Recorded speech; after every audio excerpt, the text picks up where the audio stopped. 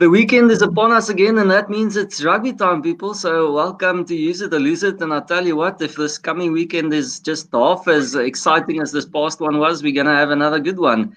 Cornflake, we gave the Aussies a heck of a lot of stick, but I must say they produced a bit of a thriller this weekend. Yeah, I mean, we've given them a bit of stick for a number of weeks, haven't we? Pretty much since the competition started. So, hey, good on them. They turned up. They're easily the best weekend of Australian rugby we've seen in years, without question. So, good to see. Good to see. But the big question, the ultimate question is, can they back it up 2 weekends in a row? Because people are going to quickly forget about what happened last weekend. You know, you're only as good as your last match. So if they don't pull up this weekend, it's going to be back to the usual for them. So I'm hoping we get another, really exciting 4 games, and the Aussies pick it up again and give us some more exciting rugby. God, Cornflake, go big, go early. Oh. in fairness, the bar's probably not set very, very high, so it probably isn't that difficult impressing us from that point of view. But Paul, maybe just straight into the first game there, the Force again, proving that they're not really easy beats. They keep making the teams work really hard to get them down. Yeah, you're being evil and expect me to remember what happened like 3 days ago. This is not fair. You're a nasty man.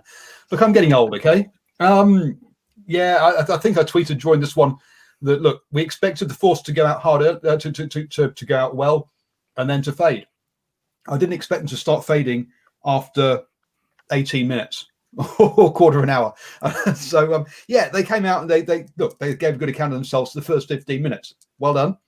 Now try and actually play for a bit longer than that, please. It would be nice. But, yeah, it's... we kind of thought, oh, look, this might be a game. But in the end, they came up short yet again. Steve, you got a little bit more love for the Force there? I think he's being a bit too harsh. I mean, let's get a little bit of love for the Aussies this weekend, shall we? I mean, they played their best rugby. Their spirits should be high. They'll be like, yeah, come on. We almost smashed Aotearoa across the ditch. Yeah, we're getting better.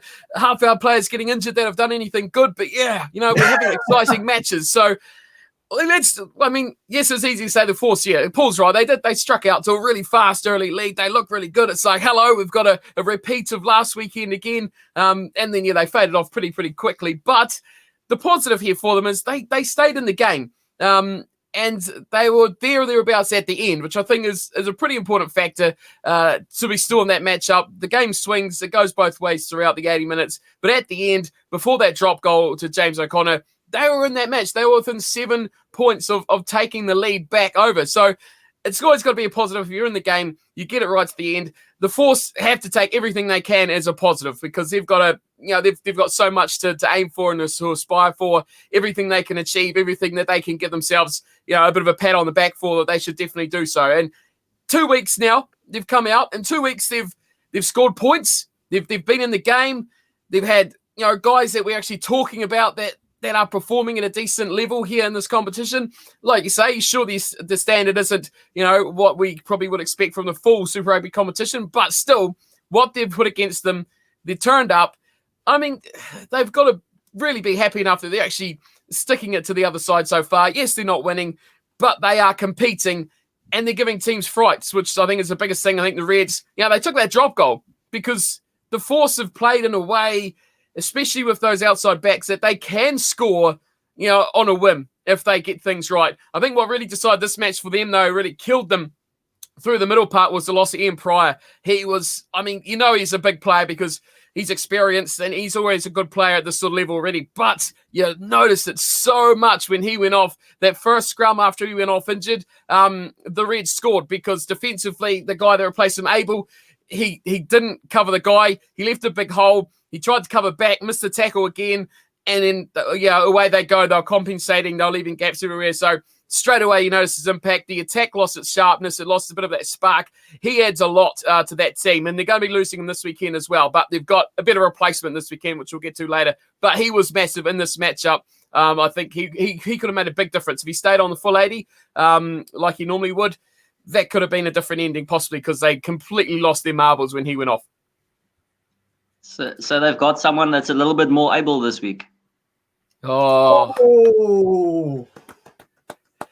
Listen, I agree with you guys there. I thought after 20 minutes they were shot, and we're gonna see a repeat just a heck of a lot earlier. And then they did show some bottle, and as Cornflake says there, I mean, for O'Connor to take that job, which by the way I didn't think was the smartest play in the world, but I wouldn't expect much better from him. It was just, that's pretty much showing that you're worried about the team taking a job with 2 or 3 minutes left and hoping to hold out. So that was significant, and obviously not great on the betting front for me there. I didn't see the Reds needing a late job call to seal that one, so that was a bit of a nightmare.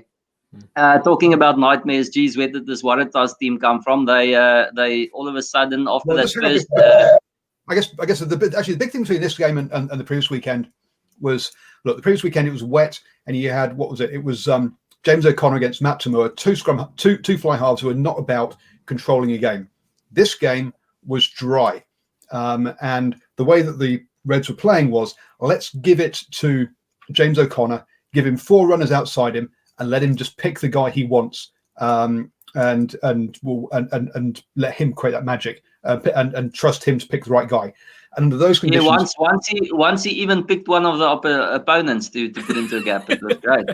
Well, yeah, he did that as well. But when he was playing like that, it fitted his game plan, and he again looked like a guy that you might actually think about playing at 10 and running your game for you, because the game and the conditions really suited him. And look, yes, I'm down on the force here for capitulating after 18 minutes, but it was a fun game to watch. They were running the ball nicely, tackling. Who cares about that at times? But but there were some nice hands, there were some nice passes being played, and yeah, very different to that Reds Rebels game. I think it was Reds Rebels, wasn't it? There was a bit of a washout and was a disaster the weekend before. So yeah, nice. I did enjoy the game. Let's be honest. And I thought, yeah, James O'Connor on the whole had a good game. Obviously, but again, he's still not a controlling 10.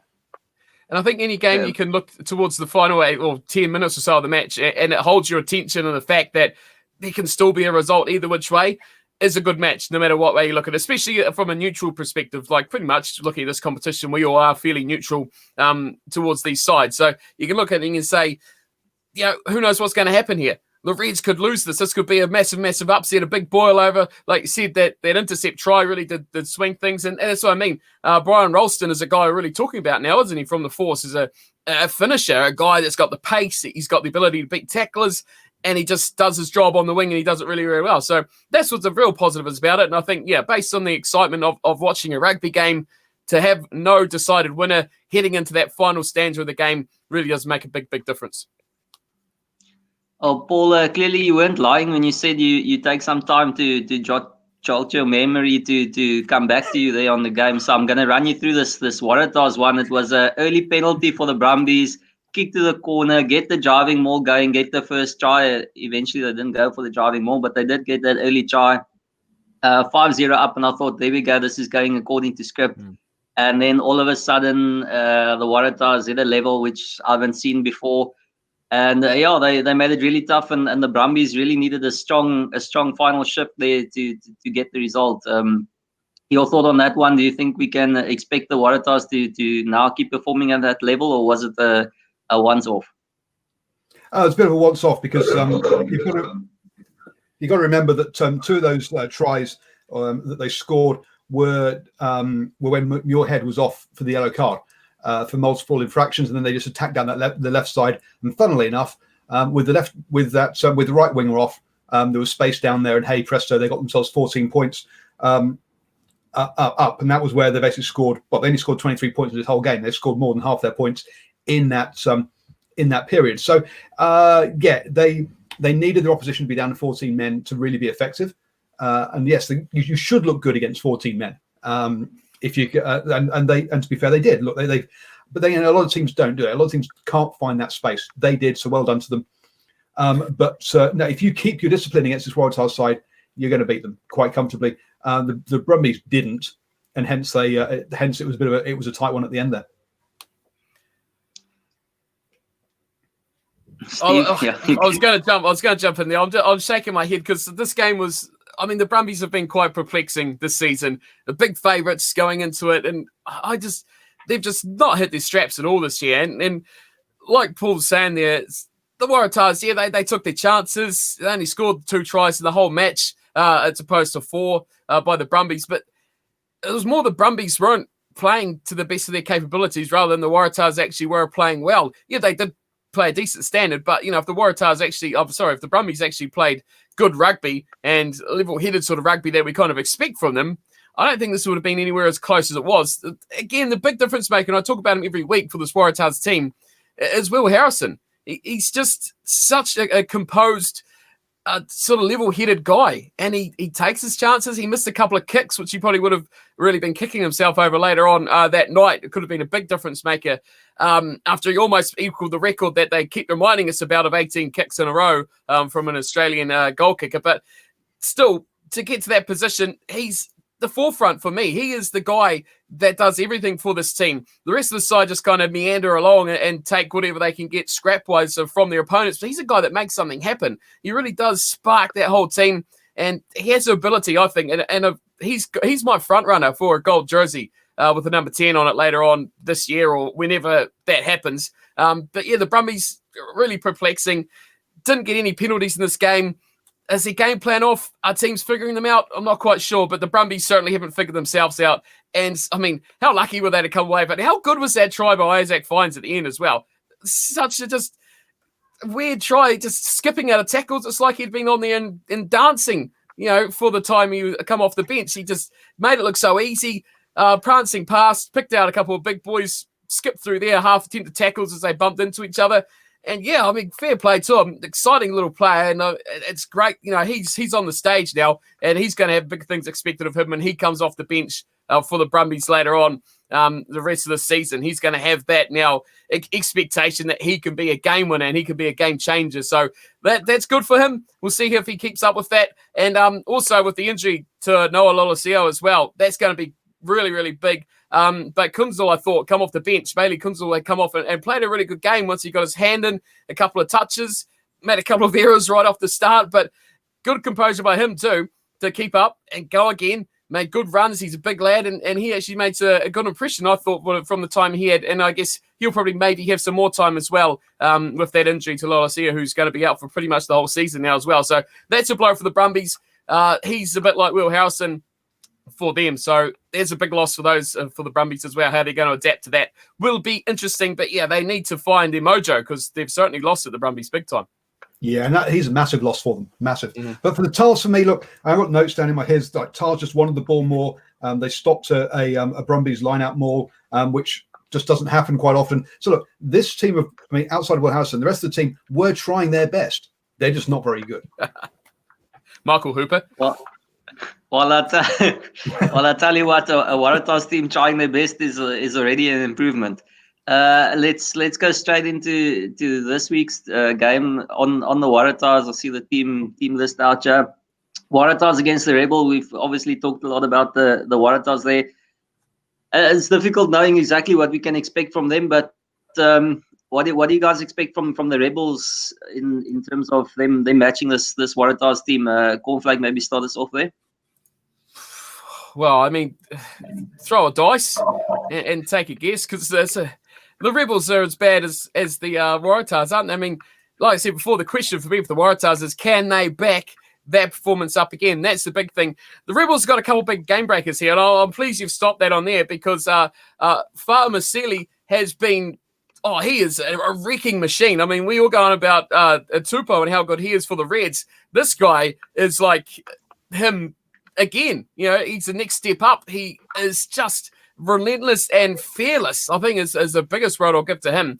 He does not care who you are. He does not care where you're standing, and he does not care what you try and do. He's going to try and squash you any time he can. So he's going to be another big part of their game plan, the Rebels. I think that forward battle is going to be big, and Josh Kemeny is a guy that I've pinpointed in the Rebels that needs to have a big game because that battle of the ruck is going to be big because the Waratahs will deem themselves the team that can control that area, and they'll think they can do that. That's what they're going to go into this game expecting to have the priority over. So if they can upset that, if they can really try and win that sort of area of the game, it could go a long way for them. But it's going to come down. We always talk about Matt Tamua, so I'm not going to go on about him anymore.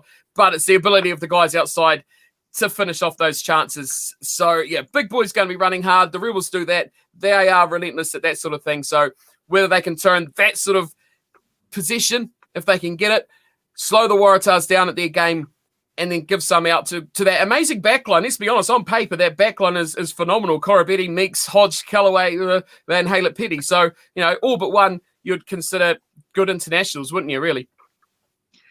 Paul, before we go really deep into this team, just firstly, you're the resident weatherman there, expecting rain for this one?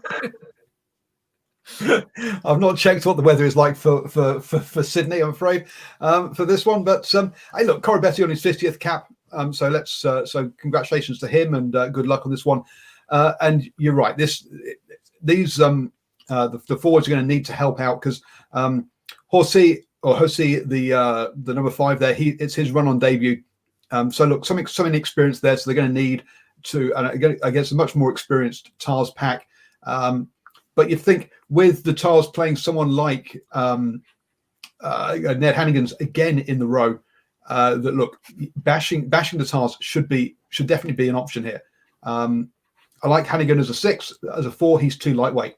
So but it's scary to say, but Hannigan and Simmons, that's an international lock pairing there for the Waratahs, against inexperienced Rebels lock pairing. So you've got to say that they are going to need to do it, but I think that's where they can do it personally. Well, I must say, just going back to Steve's comments there, geez, seeing that Farmasili run, he was more like a prop in NRL than a prop in Union. That was incredible. Geez, he was barnstorming in that game, so it was quite incredible, and quite a good talk up by the commentators as well. So that was a beauty. I must say, for me, this is a little bit of a coin flip there, but we'll go into the predictions a little bit later. Then Force and Brumbies. Just having a look at this is the Force team. It all comes down to the 22 jersey, doesn't it? I mean, the number 22 jersey is going to win this game. Oh, there we go. Go we. Rolling back the years to 2011. Yes, absolutely. Rugby World Cup time. So look, it's going to be interesting to see how he goes. Obviously, the All Black coming in there. Jeremy Thrush, I think he's captaining this week.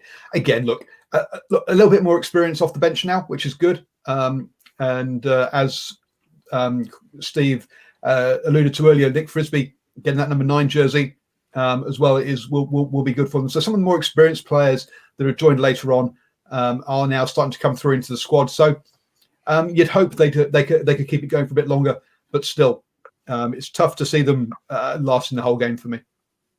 It's tough for the Force, isn't it? Because they've come against the Brumbies. This is the ultimate test for them. The Brumbies are the benchmark, although, like we said before, they've struggled their way through. They've not been the most convincing team out of Australia, but coming into this, they are still the benchmark team to beat, the benchmark team to play. And I start to wonder if we've seen them against teams that can be a little bit wishy-washy. The Force, so they're coming against the Waratahs, and they've bandied their way through there. But this is a Brumbies team that is not 100% clinical like they are, but they're professional. They're kind of like B-grade Crusaders of a real stretch, if you want to call them that. But in the way that they play, that they are not going to be completely off the boil. Okay, so in another analogy, their top and their bottom are pretty close together. You look at the teams like the Waratahs, they can be really good and they can be absolutely dreadful. The Brumbies have a pretty good middle range where they're pretty consistent. They always seem to play within a decent sort of level. So that's where I think that the Force could struggle with this one, because they are a team that can be really great or really, really bad. Like we said earlier, defending, especially of the Force, is 100% optional at times during the game, where the whole team seems to flick off like there's a rule that you can only tackle so many times in a row before you have to let someone else pass. So that's the kind of game that they play. But I think the biggest thing for the Force, though, they've got to not worry about the Brumbies so much in this one. I think they've just got to play their game. Whether that's going to play into the hands or whatever, they've got to have confidence in their game plan, because this could easily get out of hand if they try and do too much. Because I think the Brumbies, as a squad, as their professional outfit could outdo them in terms of, thinking on the run sort of thing. So they need to just play their game, play their plan, do that for the opening 40 minutes, reevaluate things as they go from there. If they're getting thumped, then they need to rethink things. But if they can stay in the game, play that sort of territory-based game, they do fairly well. You got Frisbee back in there who's going to give you that a good solid base again, like Pryor was. Get that out to Jono Lance. He's kicking nicely. He's playing nicely. He's, again, much like the O'Connors and Tamils of the world, probably a bit more likely of a 10, though, but he's going to get you in the good spots around the field. Oh, come on, he's still not an out-and-out 10. Jono Lance was an original, what do you call them? Versatile kind of play anywhere in the backline sort of player back in his Reds days. So, but he's come along quite nicely in that role since then. But they need to get into that right area of the field, force the air out of the Brumbies, and then use those exciting guys that they've got in that back line to finish the job off. So let's see if they can do it, though. Let's see if they can mentally not have that stop of going, we're playing the Brumbies. This is going to be the tough one. And look, we always say this against Brumbies, but number one is don't give away penalties that they can kick to the corner. So, yeah, don't try and do too much. Stay legal. Jono Lance, you've got to say, actually, is probably the first choice currently for that Wallabies number 10 jersey. Will Harrison, come on.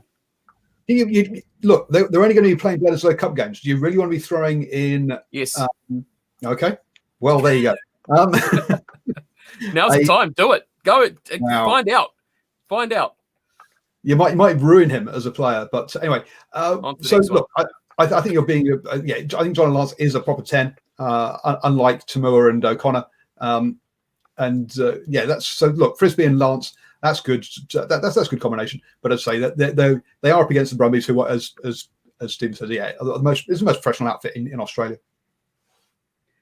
I'll tell you what, Jono Lance starting at 10 for the Wallabies, it just can't get any worse for them. That pretty much summarizes where Australian rugby is at the moment. Having Jono Lance as your general, oh no, boys, it's going pear-shaped. Listen, I've set my stall opposing the force. I'm not going to change my mind. They've got their third one to pull off here before I'm going to be convinced. This is a Brumbies team that's got a solid pack of forwards. I think last week they'll know that they're not where they have to be, so they're gonna be keen for this one. You've seen some not really changes. They're taking this one seriously, I think. And I said it last week, but this week you said it. I think Paul, the rolling maul was stopped by the Waratahs on one occasion. I don't see the force stopping this rolling maul on any occasion. So it's everyone get on Fainga. I think it could get ugly there. So I'm really hoping that this time the Brumbies hit their stress. But enough of Australia. We'll just touch on them in our final prediction. One thing about Brumbies is that, look, their number 10 is going to be an issue tonight, potentially this weekend. If he totally loses the plot, then this should be an exciting game. But I think it would take him losing the plot. It's actually it might not be a bad thing for them if their 10 loses their plot, because then they're only going to play 8-man rugby, and that might be the best idea they've ever had this season. Just stick it in front there and let's just kill them in front. We don't want Marcel Brachy even touching the ball in this game. So let's move on. It's onto the New Zealanders. I know this is your favorite topic, guys. Let's get stuck in here. Cornflake, let's start you off so Paul can remember what the Hurricanes and the Blues did in that first game. Oh, well, goodness me, yes, recap the memory, Hurricanes and the Blues. What a game this was, wasn't it? An absolute stunner. And I mean, Paul's probably going to sit there quietly in the corner and cry if we talk about this one too much. But how good was this? I mean, let's recap this game. And for one word, it's probably all you really need to do to recap this word. And it was Laumape. Phenomenal, outstanding. And like we said in the review after that game, whoever insulted him or whoever annoyed him, do it again. I mean, do it again. Do it every week that he plays a game of rugby. Say something about him, because if you can light that fire under him week in and week out, he is one of the most dangerous players in world rugby.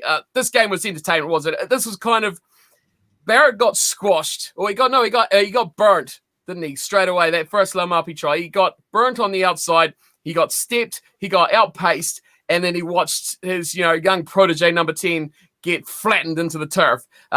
He replied, and this game kind of become, for a wee bit, I think, a little bit personal between a couple of players. Oh, Bowden got a little bit annoyed, and I think, if you think you're better than me, I'm going to show you just exactly what I can do. And that try he scored had a little bit of, the middle finger to it, I think, about it, because he just scored straight through.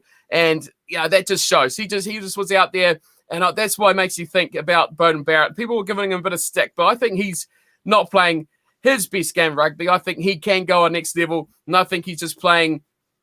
Well, I think he's playing a little bit within himself. Not that he'd ever admit it, or not that he would ever say or try to not play his best, but I think he can give more if he wanted to, like his brother does at the Hurricanes. He can get up there and he can just dominate the game, could take every ball up, control where it goes, control how it's kicked, control everything he wants to. But I think he's taken a back seat, which has been good for the Blues. The Blues need that someone else to stand up in the team. But like we saw with his try, if he wants to stand up, he can, and he still has the goods to do it as well. Exciting, though, to the very, very end. Almoa scoring that try right at the death of the game, and then Geordie Barrett, the man of the moment, Wellington's new favourite, Barrett, slotting that conversion from the sidelines. What an absolute thumper of a kick it was. I love the way Geordie Barrett kicks. Absolute disregard for technique or anything. He just absolutely plants it and pivots himself completely off his feet. It's old school. The way that he kicks, and it just seems like he just disregards anything anyone's taught him, and he's just saying, I'm just going to absolutely leather this one and hope for the best. And I mean, he's having a pretty good success rate this season too, isn't he, as well? So can't complain about that. But yeah, how good for the competition, how good for the Hurricanes as well, and how good to see the Blues losing once more, because, no one outside of Auckland, except for Paul, likes to see the Blues winning. This is awful. You're a horrible man. The Islanders win 1 week, and just look what it turns into. My word. 2 weeks. Beat the Chiefs twice. Come on now. Don't take that away from us. Look, this game effectively gave the Crusaders a tournament, right? I mean, why bother watching the rest of the Super Rugby Aotearoa? We know who's won it now, because no one else is going to catch the Crusaders from here. So from that point of view, Paul, was there ever any doubt in the first place? I mean, I was never watching to see who was going to win it. I'm just watching to see, some of the All Blacks in action. I mean, it was always a foregone conclusion there. Well, look, at least the Blues made it a kind of by winning their opening 3 games, applied some pressure and created some fake interest. Now there's none. Effectively, let's be blunt. It's all over now. So folks, don't bother watching any more rest of the show. Just go home, go to sleep. Oh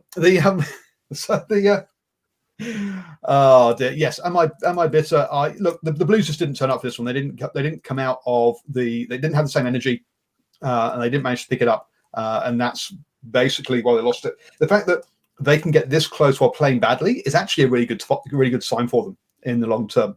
But it's a shame that obviously that they lost the game. Lamapi, as you say, wonderful game from him. Kind of a bit of a line out more kind of thing, as it got a bit wet at times, but because got to talk about the weather. But there was no wind in this one. Very disappointing from a weather point of view. No wind in Wellington. How can that be? But anyway, so look, I've even put it in capital letters at the top of my notes. No wind in Wellington. Good. Good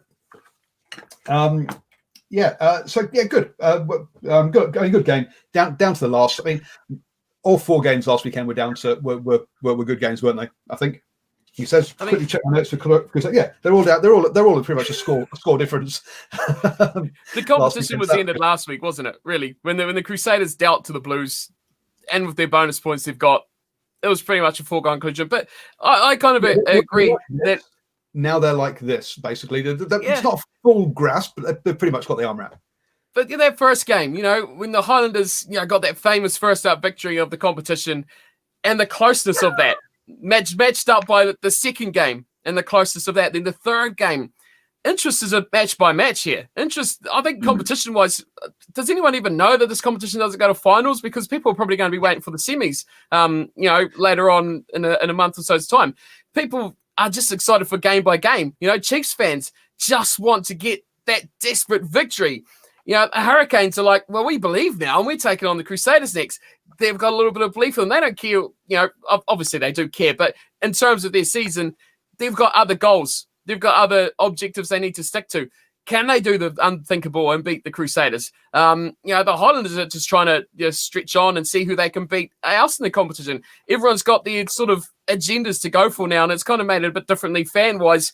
They're just excited for each and every matchup because every game seems to be really, really close and tight right till the end. No matter even if the Chiefs are involved, who haven't won, but they still pushed everyone, nearly to the brink of every match. So it's still entertaining and so exciting. And how often you see the table being bandied about? I don't see it at all probably because we already know who's won it. But second of all, it's match by match how involved people are just with that one fixture. And it's, and I listened to the Blood and Mud podcast this week, and they said, look, it's really entertaining, good rugby, but it lacks jeopardy, right? There isn't any, what if you lose? Does it really matter? No, not really.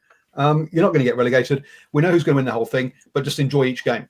But the whole, there isn't the kind of the storyline, there isn't a season storyline or jeopardy around each of these games of like, you're not going to make the finals, or you might just make that top 6. That's kind of lacking, I think, from this tournament. But I just think in terms of individual performance though, and watching a game, I mean, it's exactly as Cornflake said, that you just saw in that game though, Laumape getting up because of things that are being said and because he wants to show up against a team that maybe has some players that people are starting to talk about. So I just feel again it comes down to you guys just having so much honor in that All Black jersey and wanting to have the All Black jersey and wanting to be higher up in the pecking list, that you just don't, you don't see people switching off and not being interested. And you see the Blues, loose trio or back row, as you guys call it, still, wanting to perform and wanting to cement themselves. The Islanders there, I mean, Frizzell stepping up week in and week out to try and cement that our 6, your 7 spot.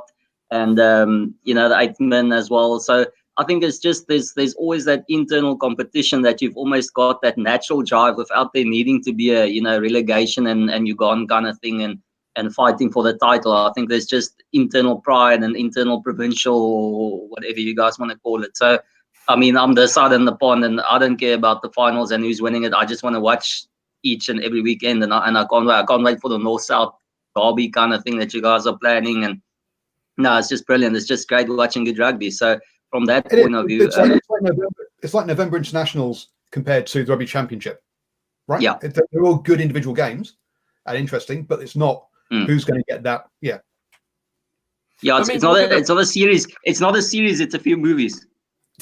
look at how the world is at the moment, though. Like, let's be honest. From the situation we were in like 3 months ago, who really cares? Who really cares? And I mean, let's be fair. From your side of the world, to have sport on anyway is amazing. No, finals, not finals, whatever, who wins, who loses, doesn't matter. It's entertainment. It's on the TVs. It's something to get behind and talk about. Who cares? It's great. It's awesome. It's a reason to drink a beer at 9:30 in the morning. I mean, what better? It's fantastic. I mean, life couldn't get better. Just on that. Sorry, no. Okay. Back quickly to the Blues one. I just want to. I've still got a little bit of a question whether Bowden Barrett was really outpaced by Laumape there, where he just didn't want to touch him. So that's the one question out there. Secondly, I mean, how do you barge a guy over the try line? Laumape could have scored that try, and he was like, "No, I'll tell you, wait, come here, step forward. I want to knock you over first."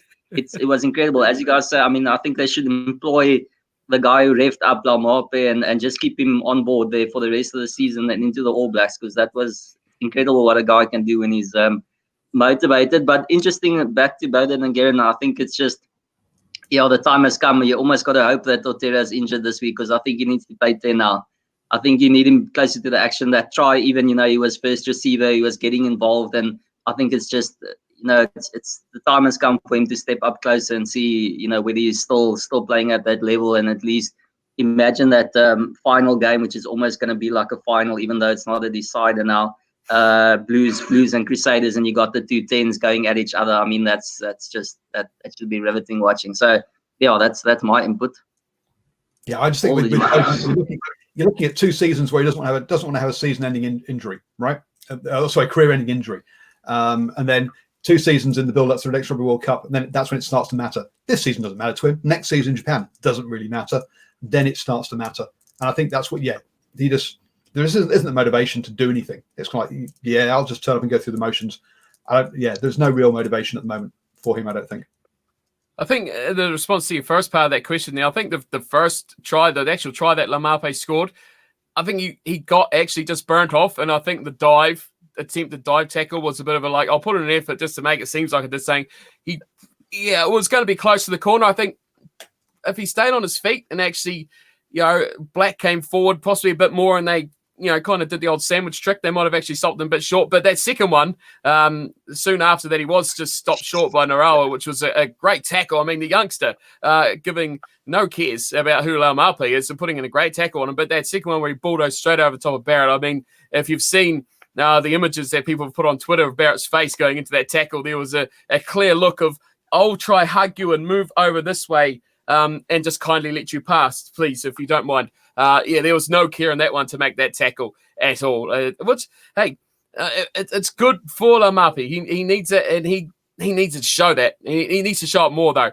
But it's good to see him actually coming up with it and putting in that good display. And whoever insulted him, if says you're not going to be an All Black, Laumape, sorry, do it again this week. Prove us something else.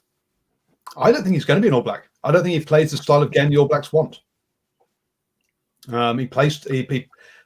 They want their centre in the centres, not hanging out on the wings, which is where he's playing. Where he's playing his best rugby is when he's gets some space and gets up to speed, rather than in close in the tight. So yeah, we'll see about that. I don't think he'll get. He will be an All Black because of the style of play, not because he's a bad player. Good. But I mean, telling them that every week. that's exactly the thing, though. I mean, you can be as good as you want to be as an individual, but if that's not the style that the coach wants, then you're in trouble. Especially Laumape, he's got a very specific style, and if you want a distributor and a thinker and maybe even a extra boot option at 12, then he's definitely not your guy. He's not going to change and become that. So it's pretty much one or the other. So it will be interesting. Then obviously I think we can set aside a good 15 minutes for this next one, and then Paul, we might as well go get yourself another beer. I'll make some coffee, and we're gonna leave this one for Steve to. Honestly, it's 5:30 in the morning. This one for us on a Sunday, and I thought I wasn't gonna wake up and watch it live, so I started watching from halftime, but in catch up.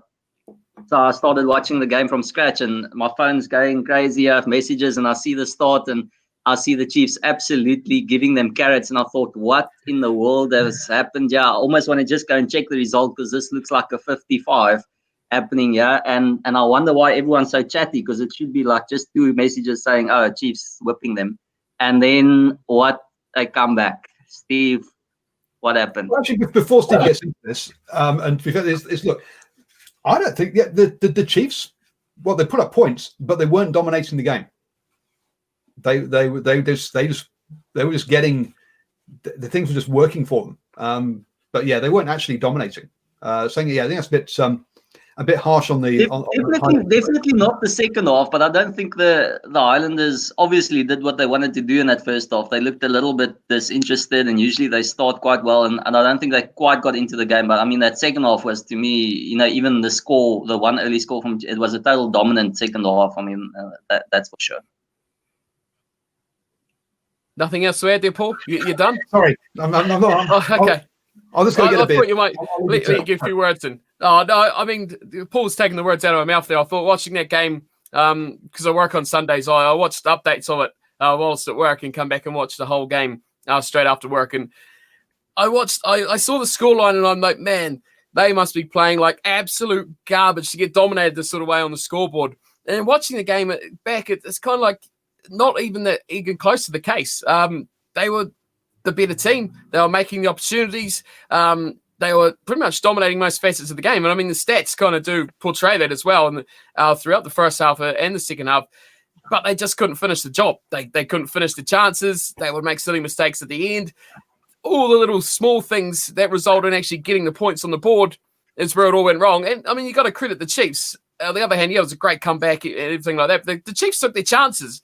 Although it probably would have been, a fairly close scoreline if the Highlanders could have taken their first half chances as well. But yeah, they took what they could. I think, their pack probably stood up pretty well. Anton Lienert-Brown in 13. Oh, what a different player, isn't he? Just completely different to a man at 12. And McKenzie actually took on the line. And I think, Anton Brown actually playing at 13 gave Damien McKenzie a bit of confidence possibly in the way he's playing, because he was taking on the line knowing that he had Brown outside him, and those two combined very, very well. And I think that's dangerous for anyone coming up against the Chiefs if the Chiefs can identify that and keep it consistently in their team going forward.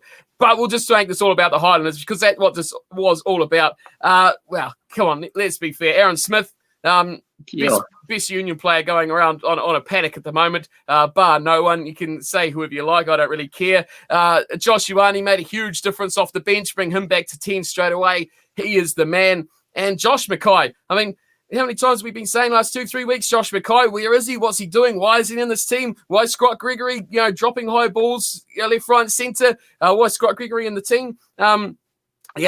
Josh Mackay, he's such a crusader, isn't he? His play style is just crusaders. He just goes forward. He takes men on. He beats players. He gets over the advantage line. He just puts your team in a great position every time he touches the ball.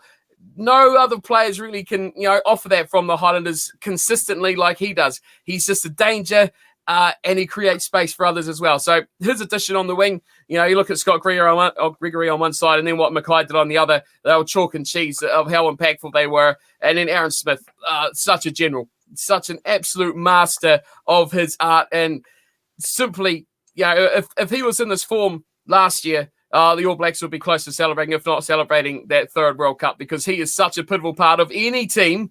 I know that's kind of a sore point for you if that did actually happen. Steady on. Such a pivotal player to any team that can actually change the match by himself. And he showed that in the weekend. He's shown that time again for the Highlanders as well. And it does, when he does go off, kind of gives you a signal of the white flag from the coaching staff with the way they play as well. So, yeah, massive. He was huge. And yeah, just a finish of champions. C.O. Tompkinson, the passion, great to see. I mean, I even scared people out of where I work because when they scored that try, the old desk got the old bash and the old, and people went running. So, that's the price you pay. And I'm happy to go off there. Paul, you can wake up now. He's done. Sorry, we're on to the Monteith's Original Ale now. We've moved on from the from the States. Yeah, one down, one to go. Sorry, anything else do you need from me for this game, or has he covered it all? Just quickly, our poor Lachlan Boschia, I think, won that game twice and still he couldn't win it. I mean, that was desperate defense at the end there. I think the Islanders probably could have scored another 2 tries, as you guys said, especially in that second half where they were just knocking on the door the whole time. And poor Boschia put his body on the line. And yeah, maybe I don't want to go into a serious conversation with you guys because I'm a little bit worried about Sam Cane and him getting an automatic spot in that back row, when to me he's a distant memory at this stage. Paul, your thoughts on the game? And I don't know, maybe the Chiefs, you think they're going to keep stepping it up, or was that their last little bit of fight?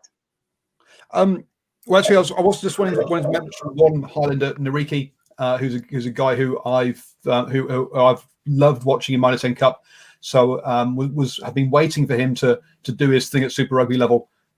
He's not managed to do it until this weekend. Until last weekend, he really got that try. So I really enjoyed that, and I hope we see more of him going forwards. Look, yeah, the Chiefs. Obviously, we've been talking about it for since the beginning of this about injuries and all that kind of stuff. So we never really kind of like, how can they really rebuild for this season? They can't really. That's really as good as they're going to get. They'll push other teams because, hey, just for pride, as you say, trying to win those All Blacks jerseys. But I think they'll come up short in their last 3 games as well. Is it 3 or 2 they've got left? Something like that. Anyway, 2 or 3. That was much shorter from driving more on that one than we got from the passionate cornflake. I've been watching the clock, you see, and I've got my beer to drink, so I can't do too much talking. Got to do some drinking. Okay, Paul, just take a quick sip because I'm going to start you off with a preview for this week. It's pretty much the classic clash there. Crusaders and Hurricanes. Obviously, a little bit of a different Hurricanes team, and probably a little bit different for the Crusaders than we've seen in seasons past. But you expect the Crusaders to just pitch up and get the job done. I mean, interestingly enough, you said earlier that there's obviously not a lot to play for, and definitely not a lot to play for the Crusaders, where they should be thinking that they pretty much home and hosed at this stage. Yeah, I mean, this one, look, for me, this is down to, this actually is about two players on the Hurricanes side. So Ben Lamb, this is his 50th game for the Hurricanes, and also his last game for the Hurricanes before he has to leave to go to France. Bordeaux, I think he's going to. And a player who's, he's been dropped out the entire team. Oh, harsh. So Van Wyk, who I thought he was on the bench, but he's not. He's been dropped entirely out the match day 23. That's it. He's not going to play for the Hurricanes ever again. He's off to Leicester Tigers after this weekend. So, this is Ben Lamb's swan song. So the main thing for me in this game is to get Ben Lamb a try. So he leaves with a try on his 50th game. That's the main thing for me. Main target for me in this game. I'm going to bit James O'Connor, where James O'Connor, all he's interested in is doing a 50-22 kick. All I'm interested in is a Ben Lamb try in this game. And everything else is going to be pretty much ignored for the entirety. Artie Surveyor's got a big statement to make in this one. Look, he's up against the best pack in the competition. If he wants to show that he is the All Black number 8, now's the time to show it. Really, in one of these sort of games. So expect a big shift from him. The Hurricanes are definitely improving, right? This is not the same Hurricanes side that lost to the Crusaders in week 2. They've definitely improved since then. So I'm expecting a good game out of them, but and look, they've got a decent bench. You've got players like Walker Laurie who'll come on and give them sort of a beef. Fafita can come on. He's going to come on as a 6, not as a lock. You've got Vince Arso and Chase Tiatia also coming off that bench. So look, they've got a decent bench, and which is good. Shame that Dane Coles isn't in there though. Unfortunately, yeah, Riccitelli is not Amua or Coles. He is definitely a step down from that. So there is a little bit weakening of the bench there. But I'm looking forward to this one actually to see what the Hurricanes can do. But yeah, as you say, it's up against the Crusaders, who will sort of keep them at arm's length for 60 minutes if they have to. And if the Hurricanes are still close enough, then they'll just take it away in the last quarter. Cornflake, it's interesting there. Poor Dane Cole seems to play 1 week and out again another week, probably just getting at that stage where he struggles to complete 2 or 3 weeks in a row. But then again, it might not be the worst thing. I think Amua always makes a big difference when he does come on. It's just the case of whether he can do the basics well against the top pack of forwards, of course. And then the big one, obviously, I don't know if David Avili is just getting a rest or what's happening there, but Will Jordan back at fullback, which is, I think, his best chance. You know, Havili's gone. He's out for pretty much the season now. So, yep, finger. He's got the Billy Bowden. That's what he's off to. Paul summed it up pretty well, hasn't he, for this game. So, yeah, it's an improving Hurricanes team. They're getting better. They're showing a lot more about it. Their confidence will be pretty high, I think, after their performance against the Blues, and why not as well. They'll be on cloud 9, really going to the best possible shape they could possibly go into it in terms of the mental space. So that will definitely be on their side. How they're going to leave is going to be quite the difference maker as well. Also, they in midfield. Not Goodhue, the other one that's been playing in midfield. The young guy. Yep, you all know who I'm talking about. Brad Neno. He's out this one as well. So they've got a new guy, Paya, who's starting there in 13. So, I guess if you want to attack an area, attack a young guy, that's where you could probably look to go through there. And Lamapa and Umanga Jensen played really, really well last week. I've probably put the boot into Umanga Jensen a bit with not having Arso there, but I thought he was really impressive against the Blues. He's a big guy as well, but he's probably a bit more of a strategic big guy. Doesn't always just try and squash people at every given instance that he can. So, yeah, that combination is coming on quite nicely. And I think Jack Goodhue's probably got a little bit of a task in front of him to try and keep those two guys quiet. But Goodhue, is about pretty much one of the best defensive midfielders you can get around. So, yeah, interesting matchup. Paul's right. It's going to be good to see if the Hurricanes can compete with it, push them as far as they can. But I think the Crusaders, it's at home as well for them. They'll be all on their side. They'll control this one, wear it down, as they do against everyone, and then come home strong at the end. It's hard. It's just really hard to pick against them. They've pretty much dominated everyone they need to. They can control their own speed. They can control their own game and it's in how they want. They just fully got everything pretty much sorted out, it looks like. So it's going to take something pretty spectacular to upset them this season. So, guys, sorry, I was going to say second cap for Tuli Paya, by the way. So For a start? Yeah, I think he was on the bench, wasn't he, about 3 games ago? A couple of weeks ago, yeah. Yep. I was actually, that's exactly what I want to ask you guys. Is this just another quality product out of the Crusaders factory there, or is this going to be one heck of a challenge for him against the power centre pairing who's obviously going to be running hard at him? Out of Tasman, I thought he was a 15. I think he's a fullback rather than a centre, so it's going to be interesting seeing him playing out of position, I think, from memory. So that's going to be a little bit interesting. But no, the huge raps on him by Tasman. They think big things of him. So look, he's a quality player who's used to playing with half this squad anyway in his province. So he's not going to be a total fish out of water. A couple of other names that I find interesting: Quinton Strangeback on the bench from injury. A fantastic line-out operator. So when he comes on, let's be honest, the Hurricanes haven't got the greatest of line-outs, so he could be really disruptive when he comes on. And Brett Cameron, one cap All Black from against Japan. Has the distinction of starting the only game the Crusaders lost last season, I think. Having Havili injured does have a small chink in the armour in the fact that Brett Cameron has to be named in the matchday 23. Ouch. Well, I'll tell you what. There's plenty of punters who agree with Paul on that one. We always are old Cameron. I don't know. He's I think running on the fame of being a Crusader rather than being absolute quality. There's certainly a big drop off. But going into the Blues Chiefs cornflake there, do you think this is a bounce back opportunity for the Blues to get back in the saddle? Two losses, can they right the ship and get back to their running base? Well, you'd expect so, wouldn't you? Coming to this against the Chiefs, like we said, they haven't won a game. Getting desperate. How desperate do the Chiefs get? I mean, the Chiefs have got the ability to win games. The players there, they are good enough to score points, to win games. Just something is lacking. Like we talk about the Blues so often in the past, knowing how to win.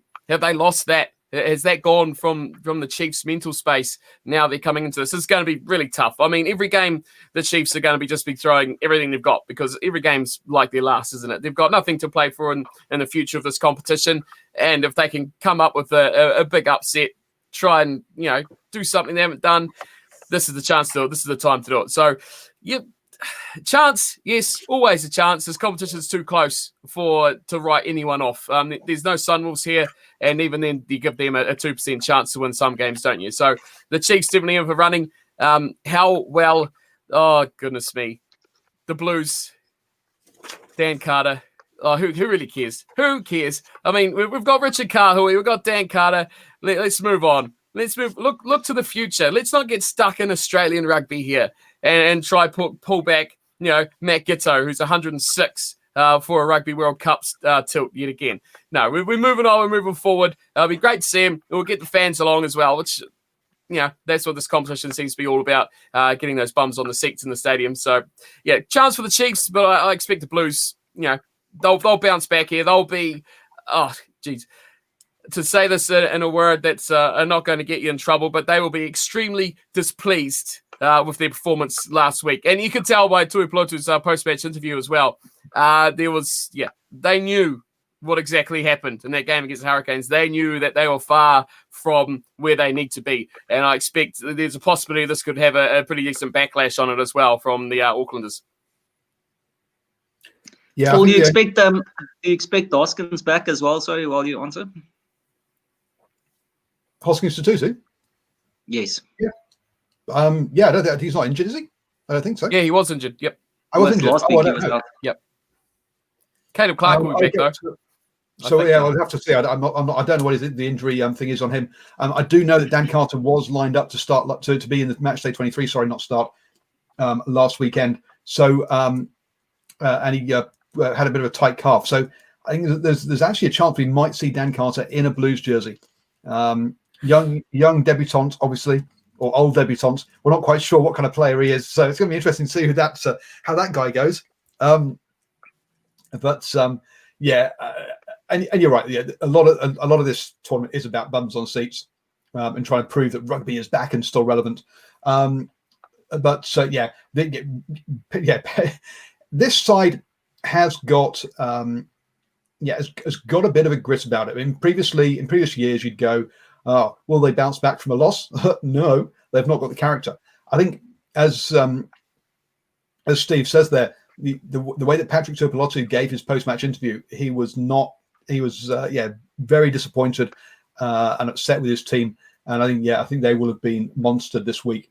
And we'll come back. It's going to be interesting to see what injuries there are, though, as you say, because I think it is a side that plays well with multiple big ball carriers, and they don't get that from their front row.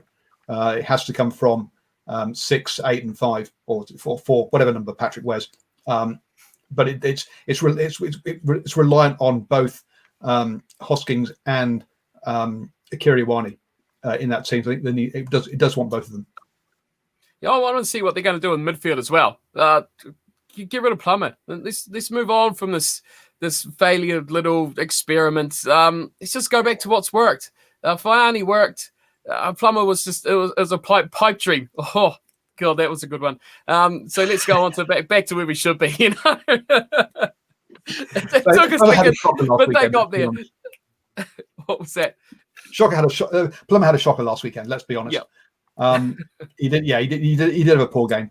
But I think if there are long-term plans for him, which knowing the Auckland area there is some long-term kind of expectation from him, then you've got to give him the opportunity to bounce back. So I think we'll see him back. Oh, listen, there's a common denominator to their 2 losses, and that's Plummer at 12. So I think it's time to move on. Let's have Bowden Barrett at 10, King Carter on the bench, and maybe if they really want Plummer, stash him at fullback and hope for the best, and hope that D-Mac doesn't make him look silly. Look, there's only one king in Auckland, okay? One king of Auckland, and that is not Carter. Deary me. King Carlos, okay? King Carlos is the only king of Auckland, and he's down here in the Waikato playing club rugby now. I saw it. The poor bloke, he was there for a coaching job, and then I think he just decided, bugger this, I'm going to coach from next to these oaks. So it's going to be okay, guys. Let's hit on to the predictions. Let's head back to Australia for the first one. Waratahs, Rebels, maybe Paul, and then Cornflake each time. Rebels. These Tars are a bit of a mess. Ooh, yes, I like this. I'm going. You know, I wrote my little piece on this yesterday actually. And the more I wrote about it, the more I thought about it, the more I thought the Rebels are a basket case. And I'm going for the Waratahs to get this job done. 3 points. It's going to be close. It's going to be tight. But yeah, give me the Waratahs for once. Oh, how can you say that the Waratahs are the basket case? I mean, they are a basket case. Yes, it's 2 basket cases. I'm not going to argue that. Yeah. Yeah, neither bucket's holding any water, I can tell you. Okay, Force Brumbies. Brumbies by 7 for me. Yeah, Brumbies. I would have gone bigger, but for that injury at 10. Similar for me. I'm going Brumbies by 9. Hopefully the Force play 80 minutes. Let's just say that. And remember, it's a Force home game. Okay. It's been played in Sydney, so it's so again they're having to play away from home, so they don't even get home advantage when they get a home game. Yeah, listen, for me on that one, I'm going Rebels to sneak it as well. Probably in the betting, go for like a 1-10 margin, and then onto the other one. Obviously, I just can't have the Force, so this is Brumbies by plenty. And then let's go on to the New Zealanders, Crusaders, Hurricanes. Oh, I've gone big after all that talk of how we have an improving Hurricanes and how we have all these close games. Crusaders by 14. Oh, Oh, he's gone massive. I got Crusaders as well. No one's going to beat them this season. They're going to win this one by 6 points. Going for it. Keep it nice, keep it close, keep it exciting. I actually think I wouldn't be surprised. My cheeky punt probably would be Hurricanes halftime, Crusaders full time. I expect the Crusaders to do that same thing where they just go walk about a little bit in the game, and then with 15 minutes to go, realize, oh, there's a rugby game to win, and then they'll just quickly switch to fourth gear and get the job done. So now probably about Crusaders by 6 to 8 points. On to the last one there. What is the last one? I can't even remember. Blues and Chiefs. Yeah, Blues to bounce back. Blues by 5. Oh, bounce back. They're going to bounce back, but the Chiefs are going to push them all away. I've got the Blues by just 3. Yeah, I think this is a get right game, guys. Come on, this is Blues by I don't want to look crazy. Yeah, Blues by 16. Whoa! Now, of course, I think it's Caleb Clark for a double, and anyone else who's looking to score. Bowden Barrett, if he's at 10, he's definitely getting one. And then that Crusaders one, all you need is the Hurricanes to be up at half time, Richie Mwanga to get injured, and Brett Cameron to come on. And hey, presto, we could have a game on our hands. Oh, then there's trouble. Then I'm getting on in running onto the Hurricanes. I'm not backing Cameron to represent me for my money there. James, thanks so much for another show. It was cracking, and fortunately, we don't have any Australian viewers left. So after we started off so well in complimenting them, I think we've patched them for the next 40 minutes after that. But hopefully another weekend of great, entertaining rugby. Thanks so much for joining me, James. Thank you. Our pleasure.